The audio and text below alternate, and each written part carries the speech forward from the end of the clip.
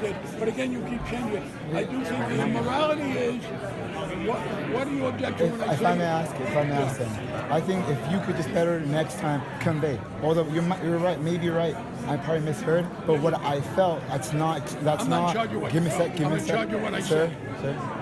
if you could just convey, making sure that us Bernie delegates are also part of the solution, making sure that we feel just as loved, and make sure just as part of the Democratic Party, as the Hillary delegates. That's all I said was you should vote for Hillary Clinton in November. I made no That's not what you said, sir. We can go over the transcript as well. We can over the transcript as well. You kept saying that it was immoral. You mentioned that there were mostly white people booed against them, and I'm telling you, we did not boo. I'm a member of the media, and I've been covering you since 1980.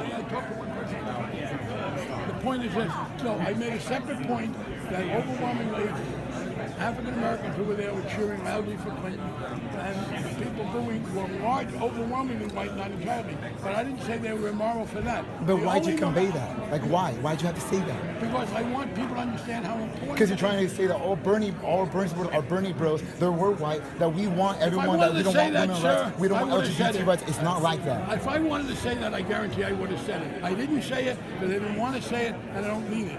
What I said was, people who do not vote for Hillary Clinton over Donald Trump in November are betraying our cause. That's the only message I made on that point. I didn't know that, yes, blacks are particularly very enthusiastic, and that if you don't vote for Hillary Clinton over Trump, you're also devaluing black issues. That's why I cited who was supporting. But the only immorality I talked about was not voting for Clinton over Trump. But it's not the purpose of the Democratic National Convention to make sure we come here and voice our opinions. She is not the nominee. May I vote my opinion? Yes, you may. Yes, you may.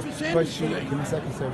But she is not the nominee yet. So let the Democratic National Convention play out at the end. Then let's make those statements. Not in an LGBT caucus where there's a whole integration of Bernie Sanders, of LGBT Sanders, of allies, of black and white, Latino, and everybody else. I spoke only about people who were going to not vote for her in November as immoral, and I stand by that. People who I didn't say criticism of people who are going to vote for him in the local. They should do that if they want to.